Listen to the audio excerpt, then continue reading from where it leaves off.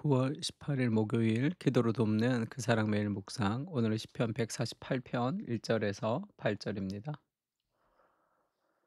148편, 9편, 150편 이렇게 계속 할렐루야 찬양이 계속 이어지고 있습니다. 그 1절에 보면 할렐루야 하늘에서 여호와를 찬양하며 높은 데서 그를 찬양할지어다. 그 하나님을 찬양할지어다라는 그런 제목으로 말씀을 좀 나누려고 합니다. 그러니까 "온 피조세계는 하나님을 찬양하라." 이렇게 얘기합니다. 그 하나님을 찬양해야 되는 이유가 있다는 거죠. 할렐루야 하늘에서 여호와를 찬양하며 높은 데서 그를 찬양할지어다. 그의 모든 천사여 찬양하며 모든 군대여 그를 찬양할지어다. 해와 달아 그를 찬양하며 밝은 별들아 다 그를 찬양할지어다. 하늘의 하늘도 그를 찬양하며 하늘 위에 있는 물들도 그를 찬양할지어다. 왜 이렇게 모든 피조 세계가 하나님을 찬양해야 되느냐 하면요.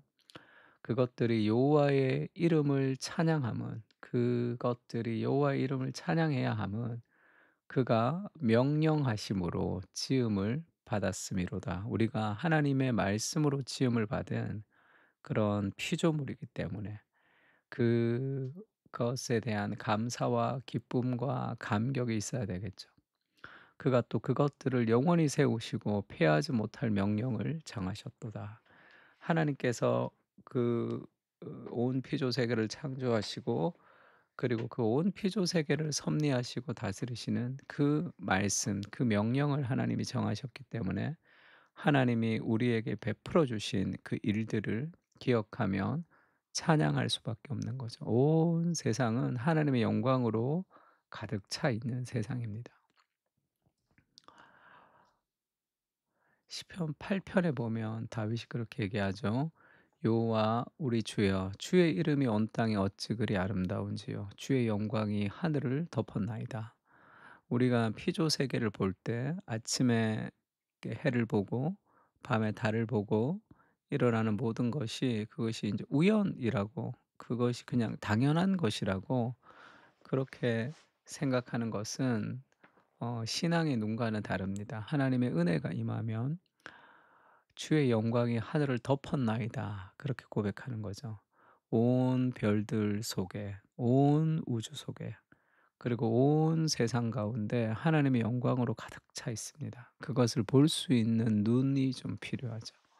오늘도 하나님이 허락하신 하루라면 그 하나님의 손길과 하나님의 영광이 가득 차 있는 거죠. 주의 대적으로 말미암아 어린아이들과 젖먹이는 이 젖먹이들의 입으로 권능을 세우시며 이는 원수들과 보복자들을 잠잠하게 하려 하심이니이다. 주의 손가락으로 만드신 주의 하늘과 주가 베풀어 두신 달과 별들을 내가 보오니 그 온 세상이 하나님의 손길로 가득 차 있다는 것을 찬양할 수 있는 거죠. 그러면 이 온 피조 세계를 하나님이 누구를 위해서 만들었냐면 인간을 위해서 만들었잖아요. 그러니까 온 피조 세계의 아름다움과 영광스러움을 보면 이 모든 것을 우리로 느끼게 하기 위해서 우리로 보게 하기 위해서 만드신 하나님의 선물이기 때문에 결국 4 절에 그렇게 고백하죠. "사람이 무엇이기에 주께서 그를 생각하시며 인자가 무엇이기에 주께서 그를 돌보시나이까." 사람이 도대체 뭔데 하나님이 나를 이렇게 생각하시나. 인자 이 사람이 무엇이간데라 똑같은 말입니다. 인자가 무언데 주께서 나를 돌보시나. 그 온 피조 세계에 하나님의 영광을 고백하면 그것을 준비하신 그 나의 귀함, 내가 얼마나 귀한 존재인지를 그렇게 알 수 있는 거죠. 33 절에도 그렇게 얘기합니다. "너희 의인들아 여호와를 즐거워하라. 찬송은 정직한 자들이 마땅히 할 바로다." 하나님을 찬양하는 것은 있는 모습 그대로를 돌려주는 거죠. 하나님의 아름다움을 보고 "아름답다."라고 얘기하는 것이 그게 정상적인 신앙의 어떤 스탠스입니다. 그러니까 감사와 찬양이 없다면 하나님이 행하신 그 영광을 무시하는 거죠. 온 피조 세계는 찬양합니다. 그래서 팀 켈러가 이렇게 표현을 했는데요. 제가 한번 읽어 보겠습니다. 모든 피조물들을 향해서 주님을 찬양하라고 명합니다. 하지만 성경을 읽는 독자들은 인간을 제외한 나머지 피조물들은 이미 입을 모아 하나님을 찬양하고 있음을 금방 알아챕니다. 자연계 전체가 하나님의 영광을 노래하고 있습니다. 음을 맞추지 못하는 것은 인간뿐입니다. 스스로에게 물어보십시오. 어떻게 하면 이 웅장한 교양학에 다시 합류할 수 있을까요? 온 피조 세계가 하나님의 영광을 가득 노래하는 이 오케스트라의 합창과 같이 그렇게 온 피조 세계가 하나님을 찬양한다. 인간만 스스로의 어떤 선택에 의해서 그 찬양에서 빠질 때가 있습니다. 음이탈할 때가 있다. 그래서 온 피조 세계가 하나님을 찬양하는 그 우주의 오케스트라에 우리가 동참해서 음을 맞추면서 함께 찬양해야 된다. 그렇게 얘기합니다. 멋있는 표현이죠. 할렐루야, 우리 하나님을 찬양하는 일이 선함이요 찬송하는 일이 아름답고 마땅하도다. 찬송이 마땅하죠. 하나님 우리에게 행하신 은혜를 기억하면. 시편 19편에도 하늘이 하늘의 영광을 선포하고 궁창이 그의 손으로 하신 일을 나타내는도다. 날은 날에게 말하고 밤은 밤에게 지식을 전한다.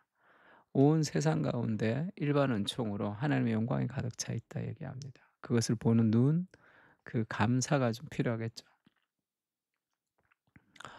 이사야서 40장에도 이런 말씀이 있죠. 너희는 눈을 높이 들어 누가 이 모든 것을 창조하였나 보라.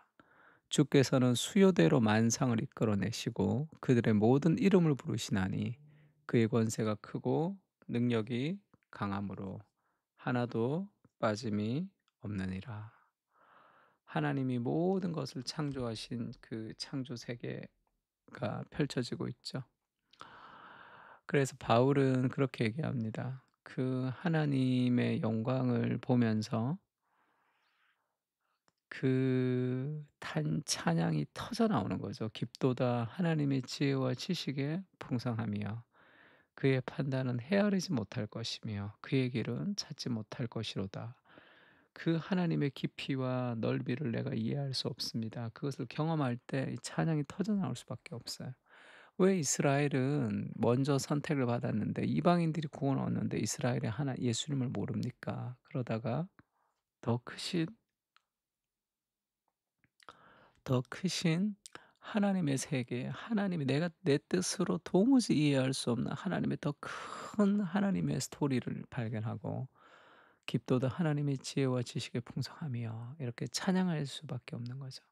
지금 내가 힘든 거, 어려운 거, 내 삶에 닥친 수많은 작은 일보다 더 크신 하나님의 세계를 경험할 때 우리는 찬양할 수밖에 없습니다. 로마서 15장도 마찬가지죠. 또 이르되 열방들아 주의 백성들과 함께 즐거워하라 하였으며 모든 열방들아 주를 찬양하며 모든 백성들아 그를 찬송하라 하였으며 나만 찬송하는 것도 아니고 온 피조 세계만 찬송하는 것이 아니라 온 열방이 하나님을 찬송하라 그렇게 얘기하죠. 하나님 찬양받기에 합당하신 분이시고 결국 우리 인생의 마지막에 온 열방이 하나님을 찬양할 그날을 기다리는 거죠. 찬양하게 하옵소서. 하나님을 하나님으로 대우하며 권위를 높여드리게 하옵소서. 우리는 피조물이며 땅에 있습니다. 하나님은 창조주시며 하늘에 계십니다. 마땅히 드려야 할 찬양을 돌려드리게 하시고 날마다 은혜에 감격하며 찬양하게 하옵소서. 아멘. 오늘도 하나님을 찬양하며 하루를 시작하는 그런 삶이 되기를 축복합니다. 같이 기도하겠습니다.